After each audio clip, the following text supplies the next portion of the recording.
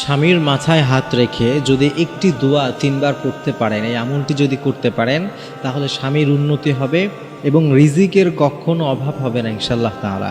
একজন স্ত্রী যদি স্বামীর জন্য দোয়া করে, এটা অনেক গুরুত্বপূর্ণ দোয়া। অনেক সময় আছে যে অনেক স্বামীরা প্রচুর স্ট্রাগল করেন, কাজ করছেন, কিন্তু বারাকা নাই, বরকত আসছে না, শুধু খেটেই যাচ্ছেন।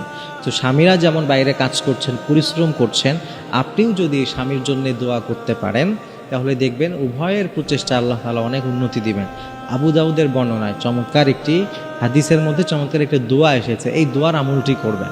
আপনি যখনই সময় পান আপনার স্বামীর জন্যে এই দোয়াটি আল্লাহ তাআলার কাছে বেশি বেশি করবেন। আপনি মনে রাখবেন যে একজন পুরুষ তার ফ্যামিলির জন্য যে পরিমাণ কষ্ট করে, এটা আসলে বলে বোঝানো সম্ভব না। তো তার কষ্টের যদি একটা ফলাফল আসে ভালো, তাহলে ওই কষ্টটা সার্থক হয়। এজন্য আপনি একজন স্ত্রী হিসাবে আপনার স্বামীর জন্য এই দোয়াটি করবেন। দোয়াটি আবু দাউদের বর্ণনায় এসেছে, চমৎকার একটি দোয়া। আস্তাউদিউল্লাহ দীনাক ওয়া আমানাতাক ওয়া খাওয়াতিমা আমালিক, এই ছোট্ট 3টা শব্দের দোয়া। আস্তাউদিউল্লাহ দীনাক, এরপরে ওয়া আমানাতাক ওয়া খাওয়াতিমা আমালিক, এই ছোট্ট চমৎকার দোয়াটি আপনি করবেন। এটার অর্থ হচ্ছে আল্লাহ তাআলার কাছে আপনি আপনার স্বামীর জন্য বলছেন যে হে আল্লাহ, আমার স্বামীর দিন এইটা আপনার কাছে আমানত হিসাবে দিলাম। এবং এরপরে খাওয়াতিমা আমালিক মানে হলো অত্যন্ত চমৎকার বিষয়, যে তার আমলের যে শেষ ফলাফল, অর্থাৎ সে যে কাজ করলো, পরিশ্রম করলো, এই পরিশ্রমের শেষ ফলাফলটা আমি আপনার আমানতে রাখলাম, আপনি উত্তম এবং কল্যাণকর ফলাফলটা আপনি দান করেন। অনেক সময় বলে না যে শেষ ভালো যার সব ভালো তার। তো আমি সারাদিন কাজ করে এরপরে আমার ফলাফল যদি না আসে, তাহলে তো আমার কাজের কোনো ফায়দা নাই।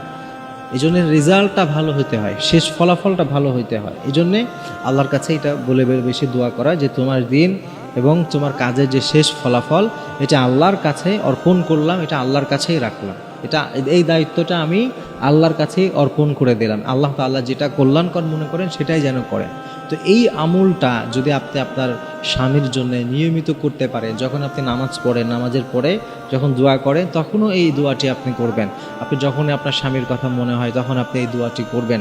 যখনই আপনি সুযোগ পান, আপনি আপনার স্বামীর কাছে বসেও এই দোয়াটি আপনি করতে পারেন। তার মাথায় যখন হাত বুলিয়ে দেন, তখন এই দোয়াটি আপনি পড়তে পারেন।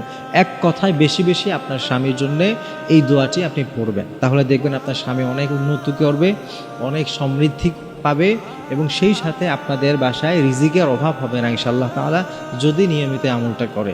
অনেক সময় স্ত্রীরা, মায়েরা, বোনেরা, তারা অনেক সময় বাসা বাড়িতে কাজ না থাকলে বসে বসে টিভি দেখে, সিরিয়াল দেখে, সময় অযথা নষ্ট করে। তো আপনি এই আমলগুলো করেন।